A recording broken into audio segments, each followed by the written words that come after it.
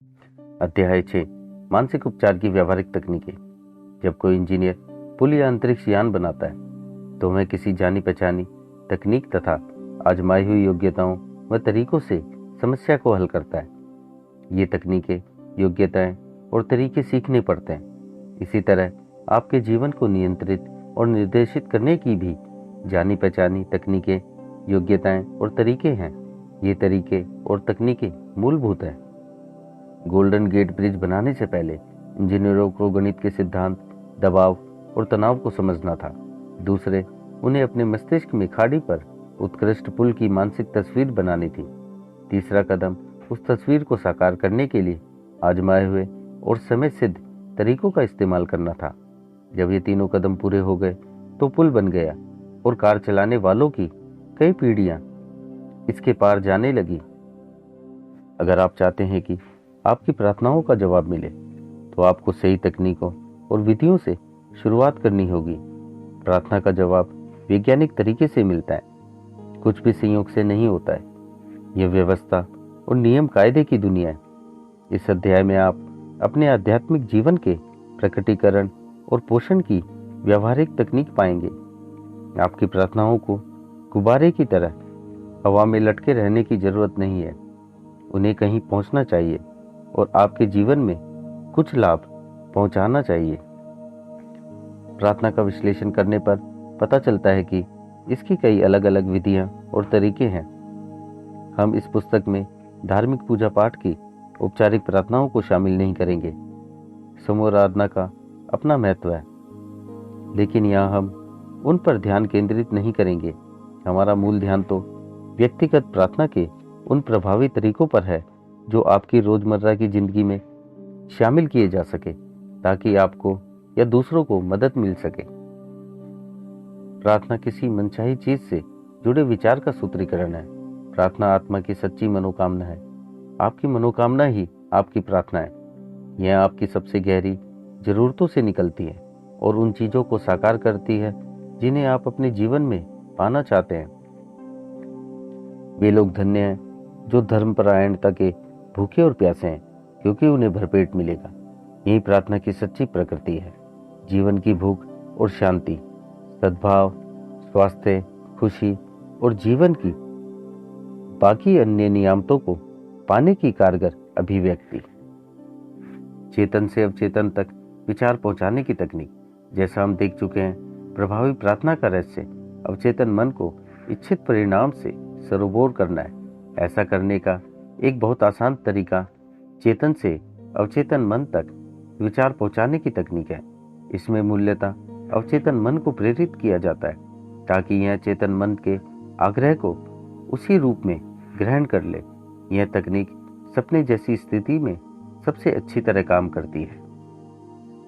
जान ले कि आपके इस ज्यादा गहरे अवचेतन मन में असीमित बुद्धिमत्ता और असीम शक्ति है। बस शांति से अपनी मनोकामना के बारे में सोचें। इसके साकार होने की तस्वीर इसी पल से देखना शुरू कर दें। उस छोटी लड़की की तरह बने जिसे बहुत बुरी खांसी थी और गला खराब था। उसने दृढ़ता से बार बार घोषणा की, खांसी अब जा रही है, यह अब जा रही है। चमत्कार यह हुआ कि खांसी 1 घंटे में सचमुच गायब हो गई। इस तकनीक का इस्तेमाल पूरी ईमानदारी और सहजता से करें। आपका अवचेतन आपके ब्लूप्रिंट को स्वीकार कर लेगा। अगर आप अपने और अपने परिवार के लिए नया घर बनवा रहे हैं तो आप उसके ब्लूप्रिंट में गहरी रुचि लेंगे। आप यह सुनिश्चित करना चाहेंगे कि भवन निर्माता आपके ब्लूप्रिंट का अक्षरशः पालन करे। आप उसके द्वारा लगाई जाने वाली निर्माण सामग्री पर भी नजर रखेंगे। आप जानते हैं कि आपके भावी मकान का जीवन इस सामग्री की गुणवत्ता पर निर्भर करता है। इसलिए आप सर्वश्रेष्ठ सीमेंट, बिजली के तार, छत की सामग्री आदि चुनेंगे। क्या इसमें समझदारी नहीं होगी कि आप इतना ही ध्यान अपने मानसिक घर का रखें? क्या इसमें समझदारी नहीं होगी कि आप इतनी ही चिंता, खुशी और समृद्धि के अपने मानसिक ब्लूप्रिंट की करें? आपके सभी अनुभव और जीवन में दाखिल होने वाली हर चीज उन मानसिक ईंटों की प्रकृति पर निर्भर करती है जिनका प्रयोग आप अपने मानसिक घर को बनाने में करते हैं। अगर आपका मानसिक ब्लूप्रिंट डर, चिंता, तनाव या कमी से बना हो, अगर आप निराश, शंकालु और दोषदर्शी हों, तो आपकी इस मानसिक सामग्री के कारण आपके जीवन में अधिक थकान, शंका, तनाव, चिंता और सभी तरह की सीमाएं प्रकट हो जाएंगी। जीवन में सबसे मूलभूत और दूरगामी चीज वह है जो आप हर घंटे अपनी मानसिकता में बनाते हैं। आपके शब्द खामोश और अदृश्य लेकिन वास्तविक होते हैं। आप हर समय अपना मानसिक घर बना रहे हैं और आपके विचार तथा मानसिक तस्वीरें आपके ब्लूप्रिंट को दर्शाती हैं। हर घंटे, हर पल आप बेहतरीन सेहत, सफलता और खुशी का निर्माण कर सकते हैं। उन विचारों से जो आप सोचते या रखते हैं, उन विश्वासों से जिन्हें आप स्वीकार करते हैं, और उन दृश्यों से जिनकी आप अपने मस्तिष्क के छिपे हुए स्टूडियो में रिहर्सल करते हैं। जिस राजसी महल के निर्माण में आप लगातार जुटे रहते हैं, वह आपका व्यक्तित्व है।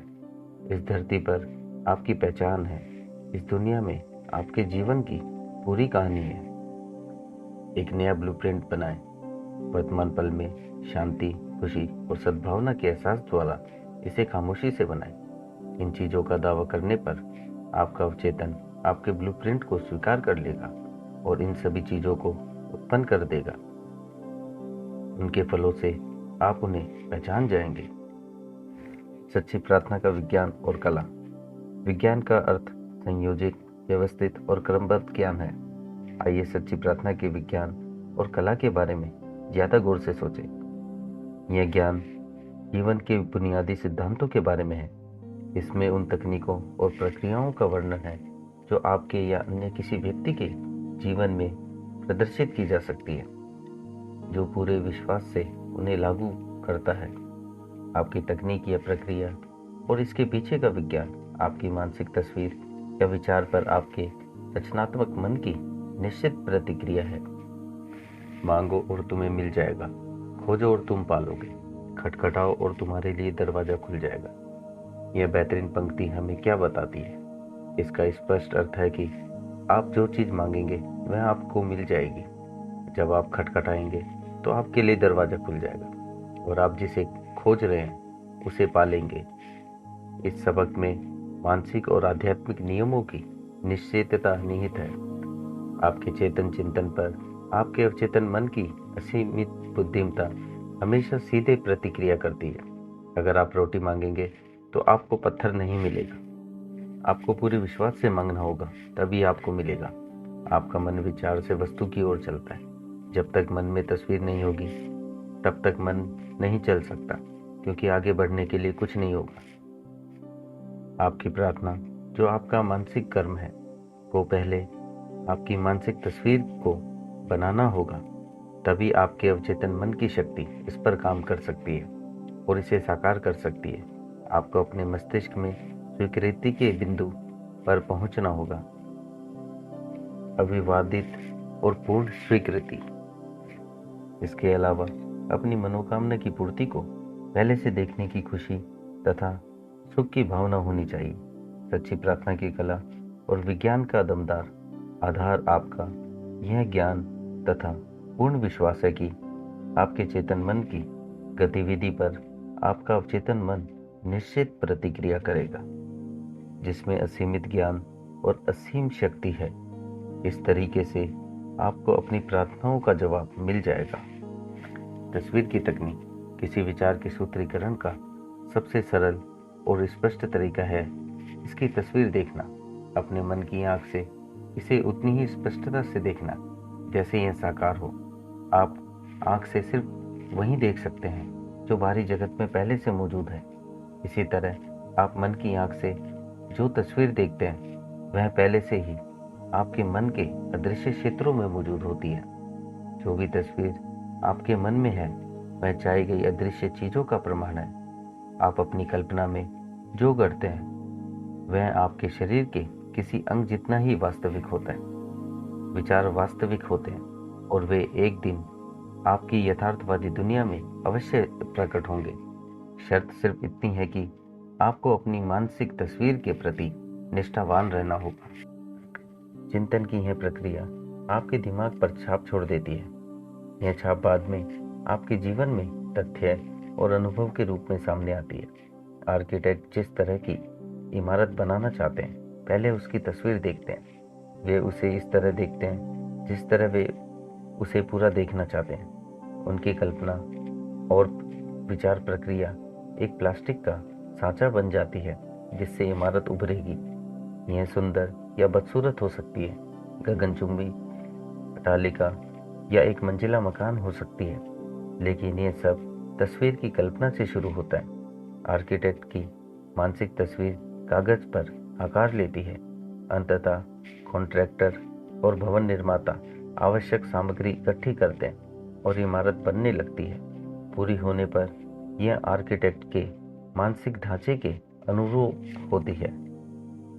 मैं श्रोताओं के सामने भाषण देने से पहले हमेशा तस्वीर की तकनीक आजमाता हूँ। मैं अपने मस्तिष्क को शांत कर लेता हूँ ताकि विचार की तस्वीर अवचेतन मन तक पहुँचा सकूँ। फिर मैं पूरे सभागृह की तस्वीर देखता हूँ। इसकी कुर्सियाँ पुरुषों और महिलाओं से भरी हैं। वे अपने भीतर की असीमित उपचार शक्ति से उत्साहित हैं। मैं उन्हें स्वस्थ, खुश और स्वतंत्र देखता हूँ। अपनी कल्पना में यह विचार लाने के बाद मैं इस मानसिक तस्वीर को बनाए रखता हूँ और कल्पना करता हूँ कि लोग कह रहे हैं मैं ठीक हो गया, मुझे बहुत अच्छा लग रहा है, मेरा काया पलट हो गया। मैं लगभग 10 मिनट तक ऐसा करता हूँ। मैं खुद को यह एहसास दिलाता हूँ कि हर व्यक्ति का मन और शरीर प्रेम, पूर्णता, सुंदरता से भरा है। मेरा एहसास उस बिंदु पर पहुँच जाता है जहाँ मैं मन में जनता की आवाज़ें सुन सकता हूँ जो उनकी सेहत और खुशी की घोषणा करती हैं। फिर मैं पूरी तस्वीर को मुक्त कर देता हूँ और मंच पर पहुँच जाता हूँ। इस तकनीक का प्रयोग करने के बाद मैं जब भी बोलता हूँ तो हर बार कुछ लोग बाद तक रुककर मुझे बताते हैं कि उन्हें उनकी प्रार्थनाओं का जवाब मिल गया। मानसिक फिल्म विधि, जैसा पुरानी कहावत दावा करती है, एक तस्वीर 1000 शब्दों के बराबर है। इस तथ्य पर जोर दिया जाना चाहिए कि अवचेतन मन किसी भी तस्वीर को साकार कर देगा, बशर्ते उसके पीछे आस्था हो। इस तरह काम करो जैसे मैं हूँ और मैं सचमुच मौजूद रहूँगा। कुछ साल पहले मैं मिडवेस्ट में एक लेक्चर टूर पर था। इस सिलसिले में मुझे कुछ राज्यों में जाना पड़ा। मैं उस इलाके में एक स्थायी जगह चाहता था ताकि मैं ज़रूरतमंद लोगों की सेवा कर सकूं। मैंने काफ़ी दूर दूर तक यात्रा की, लेकिन स्थायी जगह के विचार को नहीं भूला। एक रात को स्पोकेन, वाशिंगटन में मैं अपने होटल के कमरे में पलंग पर आराम कर रहा था। मैंने अपने ध्यान को स्थिर कर लिया। शांत और निष्क्रिय तरीके से मैंने कल्पना की कि मैं बहुत बड़े जन समुदाय के सामने भाषण दे रहा था। मैंने सुनने वाले लोगों से कहा, मुझे यहाँ आकर खुशी हुई। मैंने इस आदर्श अवसर के लिए प्रार्थना की है। मैंने अपने मन की आंख से काल्पनिक भीड़ को देखा और मुझे यह वास्तविक लगी। मैंने किसी अभिनेता की तरह इस मानसिक फिल्म का नाटकीयकरण किया। मैंने संतुष्टि महसूस की कि यह तस्वीर मेरे अवचेतन मन तक पहुंच रही है, जो अपने तरीके से इसे वास्तविकता में बदल देगा। अगली सुबह जागने पर मुझे काफ़ी शांति और संतुष्टि का एहसास हुआ।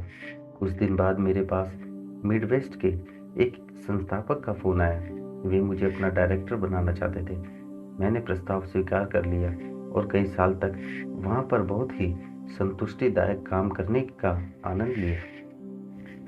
जिस तरीके का वर्णन मैंने किया है उसे अक्सर मानसिक फिल्म विधि, मेंटल मूवी मेथड कहा जाता है। मुझे बहुत से लोगों के पत्र मिलते हैं जिन्होंने मेरी पुस्तकें पढ़ी हैं या मेरे भाषण सुने।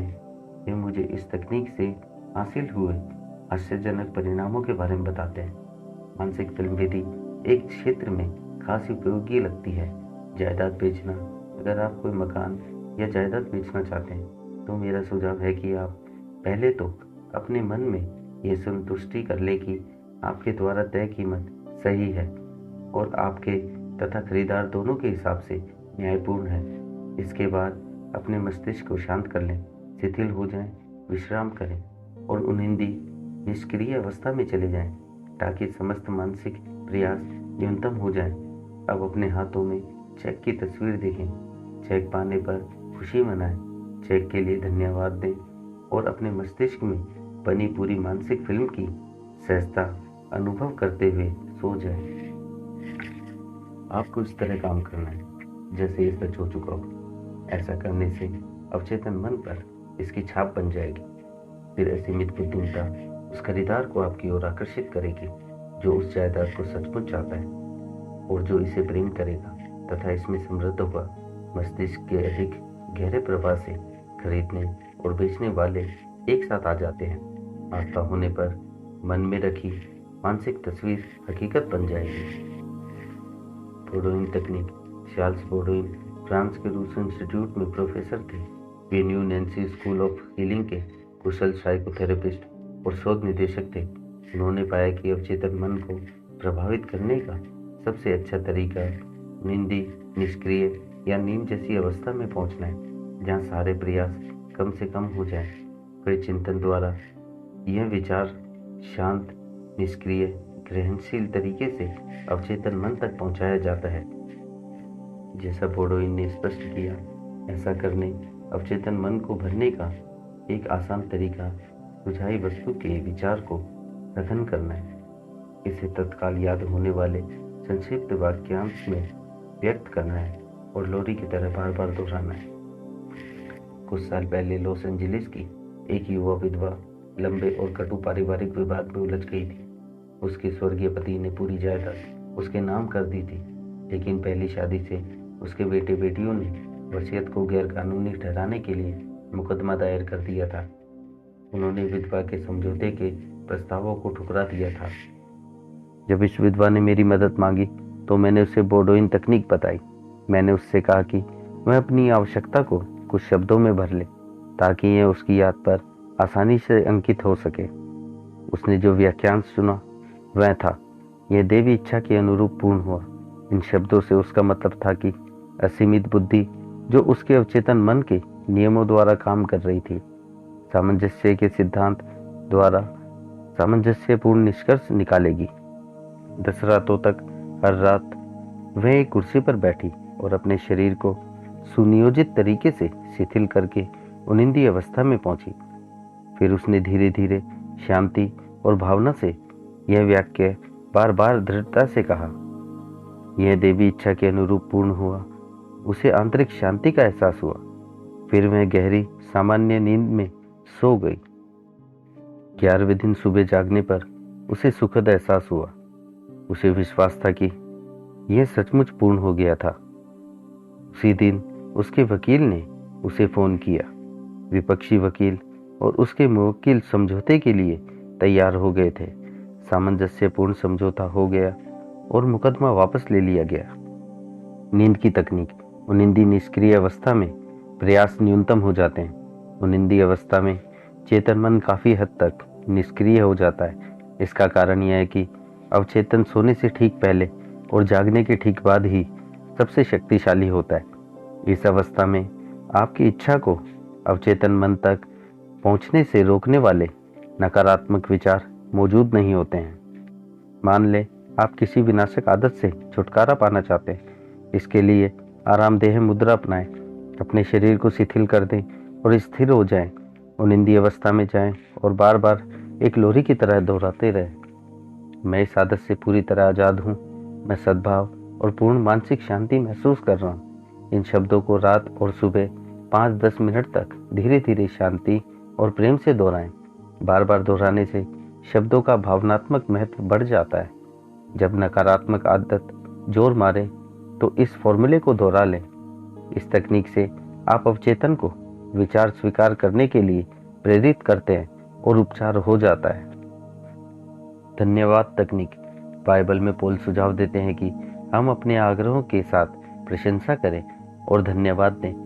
प्रार्थना के इस आसान तरीके से असाधारण परिणाम मिलते हैं। कृतज्ञ हृदय ब्रह्मांड की रचनात्मक शक्तियों के हमेशा करीब होता है, जिससे साझे संबंध के नियम तथा क्रिया और प्रतिक्रिया के ब्रह्मांडीय नियम के आधार पर इसकी ओर असंख्य नियामतें प्रवाहित होती हैं। हाल ही में एक युवा माँ ने मुझे इस तकनीक के बारे में अपना अनुभव बताया। उन्होंने कहा, मेरी नौकरी छूट गई थी और मैं दिवालिया थी।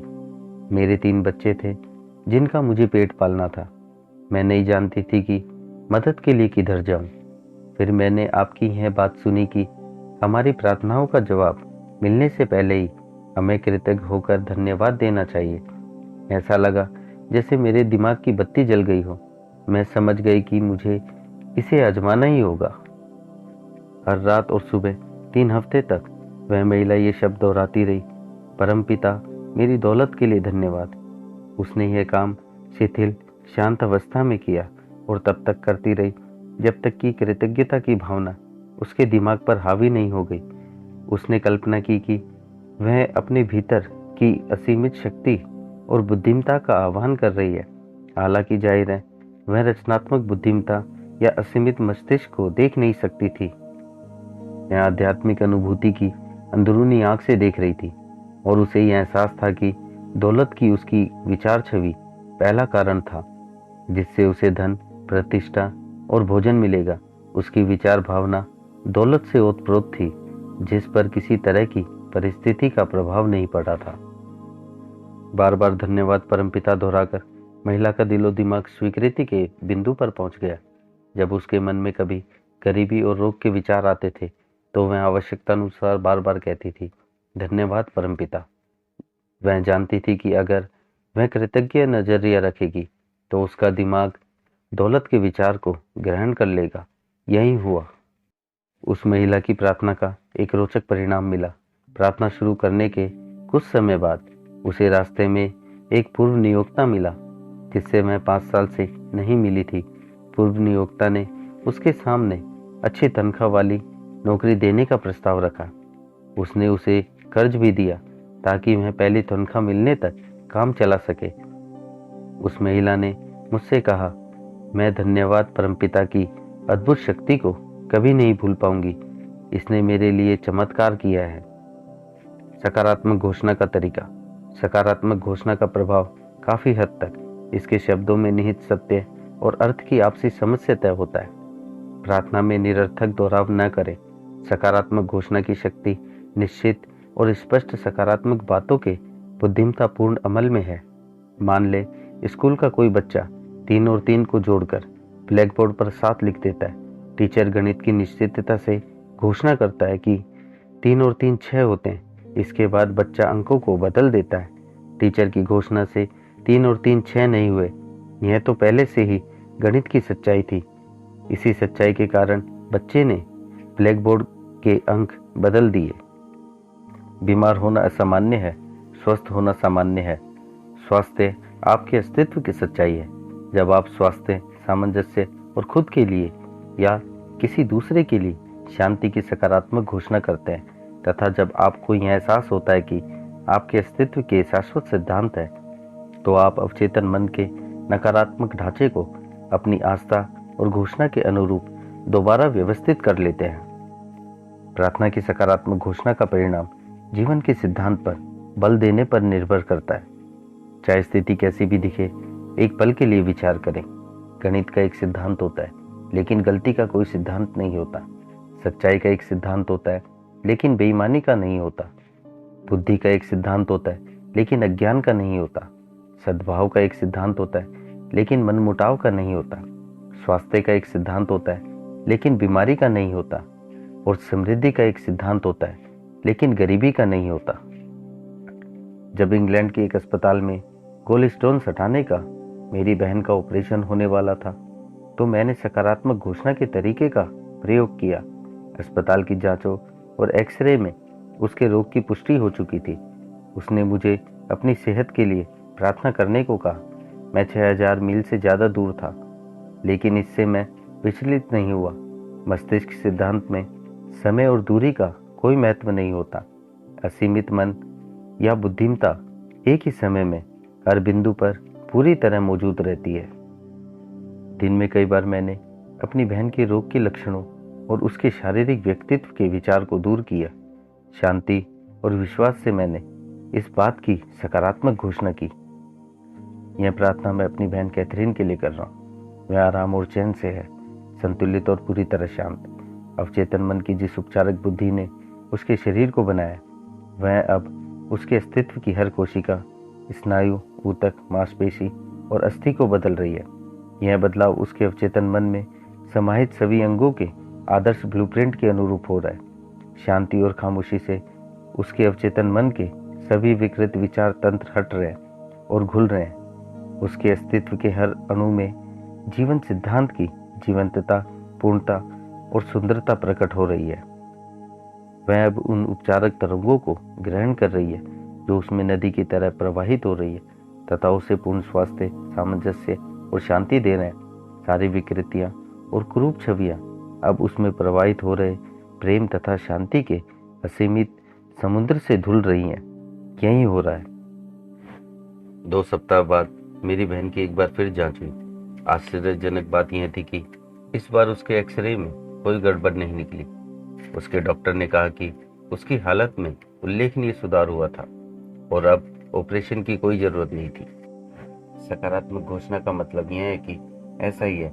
जब आप सारे विपरीत प्रमाणों के बावजूद इस मानसिक नजरिए को सच मानते हैं तो आपको अपनी प्रार्थना का जवाब जरूर मिलेगा। ध्यान दें, आपका विचार नकारात्मक नहीं, सिर्फ सकारात्मक घोषणा करता है, क्योंकि अगर आप किसी चीज से इनकार करते हैं तब भी आप दरअसल उस चीज की उपस्थिति को स्वीकार तो कर ही रहे हैं। सकारात्मक घोषणा को दोहराना यह जानना है कि आप क्या कर रहे हैं और क्यों कर रहे हैं। मस्तिष्क को चेतना की उस अवस्था की ओर ले जाता है जहां यह आपकी कही बात को सच मान लेती है। जीवन की सच्चाइयों की तब तक सकारात्मक घोषणा करते रहें जब तक कि आपको संतुष्टिदायक अवचेतन प्रतिक्रिया न मिल जाए। तर्कपूर्ण विधि, यह तकनीक इसके नाम के अनुरूप है। यह डॉक्टर फिनिच पाखट क्विम्बी के अद्भुत कार्य से विकसित हुई है। डॉक्टर क्विम्बी मानसिक और आध्यात्मिक उपचार के क्षेत्र में अग्रणी थे और 1 सदी से भी पहले बेलफास्ट मैन में इलाज करते थे। वे दरअसल मनोदैहिक चिकित्सा के जनक और प्रथम मनोविश्लेषक थे। उनमें मरीज के कष्ट और दर्द के कारण को अद्वितीय तरीके से भांपने की उल्लेखनीय क्षमता थी। संक्षेप में कहा जाए तो तर्कपूर्ण विधि जिसका प्रयोग क्विम्बी ने इतनी सफलता से किया था, आध्यात्मिक तर्क पर आधारित है। आप मरीज और खुद को यह विश्वास दिलाते हैं कि रोग आपके अवचेतन मन के झूठे विश्वासों, निराधार डरों और नकारात्मक ढांचों के कारण है। आप अपने मस्तिष्क में स्पष्टता से इस पर तर्क करते हैं और रोगी को विश्वास दिला देते हैं कि बीमारी विचार के एक विकृत ऐंठन भरे ढांचे के कारण है जो शरीर में प्रकट हो गया है। किसी बाहरी शक्ति या कारणों में गलत विश्वास अब रोग के रूप में बाहर आ गया है, लेकिन विचारों को बदलकर रोग का उपचार किया जा सकता है। आप रोगी के सामने स्पष्ट करते हैं कि विश्वास का परिवर्तन ही हर उपचार का आधार है।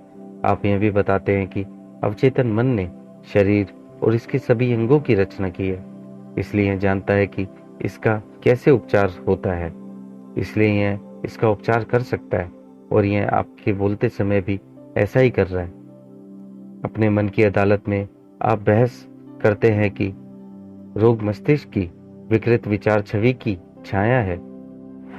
आप अंदरूनी उपचारक शक्ति के समर्थन में जितने भी तर्क और प्रमाण जुटाते हैं उतने जुटाते हैं। आखिर इसी शक्ति ने ही तो सभी अंगों की रचना की है और इसमें ही हर कोशिका, स्नायु और ऊतक का आदर्श तंत्र है। फिर आप अपने मस्तिष्क की अदालत में अपने तथा अपने रोगी के पक्ष में फैसला सुनाते हैं। आप आस्था और आध्यात्मिक समझ द्वारा रोगी को मुक्त करते हैं। आपका मानसिक और आध्यात्मिक प्रमाण अजेय है, क्योंकि सिर्फ एक ही मस्तिष्क है, इसलिए आप जिसे सच मानते हैं वह रोगी के अनुभव में प्रकट हो जाता है और उपचार हो जाता है। परम विधि आधुनिक अल्ट्रासाउंड उपचार की तरह दुनिया भर में कई लोग इस विधि से प्रार्थना उपचार करते हैं और उन्हें अद्भुत परिणाम मिलते हैं। परम विधि का प्रयोग करने वाला व्यक्ति रोगी का नाम लेता है, फिर वह ईश्वर और उसके गुणों के बारे में खामोशी से सोचता है, जैसे ईश्वर परम आनंद है, असीमित प्रेम है, असीमित बुद्धिमत्ता है सर्वशक्तिमान है, असीमित ज्ञान है, पूर्ण सद्भाव है, अवर्णीय सौंदर्य और पूर्णता है। जब वह इस तरह की बातें सोचता है तो उसकी चेतना ऊपर उठकर एक नए आध्यात्मिक धरातल पर पहुंच जाती है। वह महसूस करता है कि ईश्वरीय प्रेम का महासागर रोगी के मन और उसके शरीर में मौजूद हर गड़बड़ चीज को डुबा रहा है, जिसे दूर करने के लिए वह प्रार्थना कर रहा है। वह महसूस करता है कि ईश्वर की सारी शक्ति और प्रेम अब रोगी पर केंद्रित हो रहा है। जो भी कष्टकारी या परेशानी भरा है, वह जीवन और प्रेम के असीम महासागर की मौजूदगी में अब पूरी तरह गायब हो चुका है।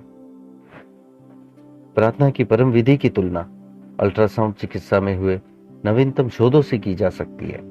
लॉस एंजलिस की एक विख्यात डॉक्टर ने मुझे हाल ही में इसके बारे में बताया। यह महिला डॉक्टर अपने काम में जिस विधि का प्रयोग करती है, वह हाई फ्रिक्वेंसी की सशक्त स्वर लहरें उत्पन्न करती है। जब इन्हें शरीर के असामान्य ऊतक वाले हिस्सों पर केंद्रित किया जाता है तो प्रभावित कोशिकाएं अल्ट्रासाउंड के प्रति गूंज व्यक्त करती हैं। ईश्वर के गुणों पर विचार करके हम चेतना में जितना ऊपर उठते हैं, सद्भाव, सेहत और शांति की उतनी ही आध्यात्मिक लहरें उत्पन्न करते हैं। जिन पर ये लहरें केंद्रित हैं, वे उन पर गूंज के रूप में प्रतिक्रिया करते हैं। प्रार्थना की इस तकनीक से कई उल्लेखनीय उपचार हुए हैं।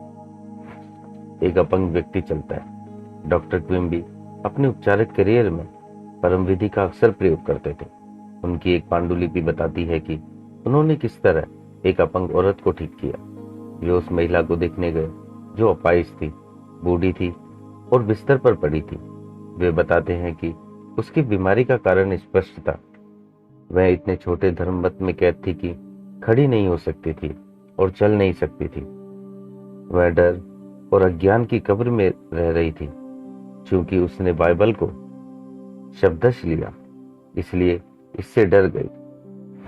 किम्बी ने कहा, इस कब्र में वह ईश्वर की मौजूदगी और शक्ति बंधनों को तोड़ने तथा मृत्यु से लौटने की कोशिश कर रही थी। जब महिला ने दूसरों से बाइबल के एक प्रसंग का अर्थ पूछा तो जवाब पत्थर जैसा मिला। फिर वह जीवन की रोटी की भूख महसूस करने लगी। डॉक्टर क्विम्बी ने उसके मामले का निदान करते हुए कहा कि उसका दिमाग रोमांच और डर के कारण अवरुद्ध हो गया है, इसलिए वह बाइबल के उस प्रसंग का अर्थ स्पष्ट नहीं समझ पाई।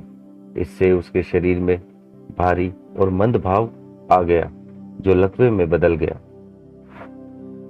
इस मोड़ पर क्विम्बी ने उससे पूछा कि बाइबल की इन पंक्तियों का क्या मतलब है। थोड़े समय के लिए मैं तुम्हारे साथ हूं और फिर मैं उस परमपिता के पास चला जाऊंगा जिसने मुझे भेजा है। तुम मुझे खोजोगे लेकिन मैं तुम्हें नहीं मिलूंगा, और जहां मैं हूं वहां तुम आ नहीं सकते। उसने जवाब दिया कि इसका मतलब यह है कि ईसा मसीह स्वर्ग चले गए। क्विम्बी ने उसे इसका वास्तविक अर्थ समझाया। उन्होंने बताया कि उसके साथ थोड़े समय रहने का मतलब उसके लक्षणों, भावनाओं और कारणों का स्पष्टीकरण है। उसे उस महिला की हालत पर करुणा और सहानुभूति होती है, लेकिन वह इस मानसिक अवस्था में नहीं रह सकता। अगला कदम उसके पास जाना है जिसने हमें भेजा है। क्विम्बी ने बताया कि इसका इशारा हम सभी में मौजूद ईश्वर की रचनात्मक शक्ति है। क्विम्बी ने तत्काल अपने मन की यात्रा की और देवी संपूर्णता पर मनन किया, यानी ईश्वर की जीवंतता, बुद्धिमता, सद्भाव और शक्ति बीमार व्यक्ति में काम कर रही है। उन्होंने महिला से कहा, इसलिए जहां मैं हूं वहां तुम नहीं आ सकती, क्योंकि तुम अपने संकरे संकुचित विश्वास में रोगग्रस्त मौजूद हो, जबकि मैं स्वस्थ हूं। इस प्रार्थना और स्पष्टीकरण का तत्काल परिणाम मिला और उस महिला के दिमाग का कायापलट हो गया। वह बिना बैसाखियों के चलने लगी। क्विम्बी ने कहा कि यह उनके सभी उपचारों में से सबसे अनूठा था। वह बिल्कुल गलत थी और उसे सजीव करना या सत्य समझाना मुर्दे को जीवित करने जैसा था। क्विम्बी ने ईसा मसीह के पुनर्जीवन को उस महिला के खुद के स्वास्थ्य पर लागू किया। इसका उस महिला पर सशक्त प्रभाव पड़ा। क्विम्बी ने यह स्पष्ट किया कि उसने जो सच स्वीकार किया था वह ऐसा देवदूत या विचार था जो डर, अज्ञान और अंधविश्वास के पत्थर को लुढ़का देता था। इससे ईश्वर की उपचारक शक्ति मुक्त हुई, जिसने उसे स्वस्थ कर दिया। आदेश विधि। हमारे शब्दों में शक्ति उनके पीछे की भावना और विश्वास के अनुरूप आती है। जब हमें यह एहसास होता है कि हमारे शब्दों के पीछे दुनिया को हमारे पक्ष में चलाने वाली शक्ति है, तो हमारा आत्मविश्वास बढ़ जाता है। आप इसमें और ज्यादा शक्ति जोड़ने की कोशिश नहीं करते। इसमें किसी तरह का मानसिक दबाव, बल प्रयोग या मानसिक कुश्ती नहीं होनी चाहिए। एक युवती ने आदेश विधि का इस्तेमाल एक युवक पर किया जो लगातार उसे फोन करके तंग कर रहा था और डेटिंग पर चलने के लिए दबाव डाल रहा था। उससे छुटकारा पाना युवती को बहुत मुश्किल लग रहा था। जब वह उसके ऑफिस में भी आने लगा तो युवती समझ गई कि अब उसे तत्काल कोई प्रभावी कदम उठाना होगा। दिन में कई बार वह खुद को शांत अवस्था में लाकर बार बार यह आदेश देने लगी, मैं JR को ईश्वर के लिए मुक्त करती हूँ। वह हर समय अपनी सही जगह पर है। मैं स्वतंत्र हूँ और वह स्वतंत्र है। मैं अब आदेश देती हूँ कि मेरे शब्द असीमित मस्तिष्क में पहुंचकर इसे वास्तविक बना दें। ऐसा ही हो। उसने बताया कि युवक उसकी जिंदगी से तत्काल गायब हो गया। वह उस युवती को दोबारा नहीं दिखा। वह कहती है, ऐसा लगा जैसे उसे जमीन में गल गई हो। तुम किसी चीज का आदेश दोगे तो यह तुम्हारे सामने रख दी जाएगी और तुम्हारे रास्ते पर रोशनी जल जाएगी। वैज्ञानिक सच्चाई से लाभ लें। मानसिक इंजीनियर बने और अधिक व्यापक तथा महान जीवन बनाने के लिए आजमाई हुई और समय सिद्ध तकनीकों का प्रयोग करें। आपकी मनोकामना आपकी प्रार्थना है। इसी समय अपनी मनोकामना पूरी होने की तस्वीर बनाएं और इसकी वास्तविकता महसूस करें। आपकी मनोकामना सचमुच पूरी हो जाएगी।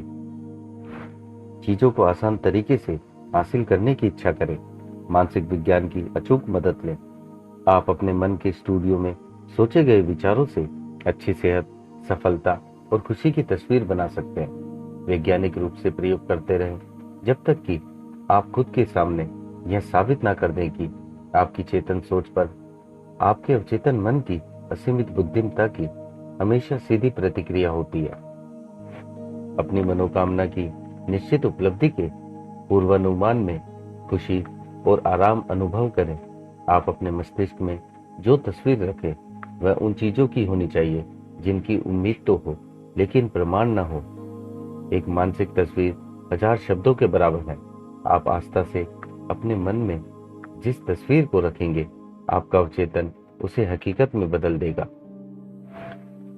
प्रार्थना में किसी तरह की जबरन कोशिश या मानसिक दबाव का प्रयोग न करें। उनिंदी निष्क्रिय अवस्था में पहुंच जाए और इस एहसास के साथ सोने जाएं कि आपकी प्रार्थना का जवाब मिल रहा है।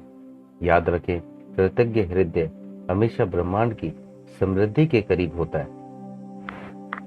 सकारात्मक घोषणा करने का मतलब यह कहना है कि ऐसा ही है, और विपरीत प्रमाणों के बावजूद जब आप इस मानसिक नजरिए को सच मानते हैं तो आपको प्रार्थना का जवाब मिलेगा। ईश्वर के प्रेम और महिमा के बारे में सोचकर सद्भाव, सेहत और शांति की लहरें उत्पन्न करें। आप जो आदेश देते हैं और जिसे सच महसूस करते हैं वह सच हो जाएगा। सद्भाव, सेहत, शांति और समृद्धि के आदेश दें।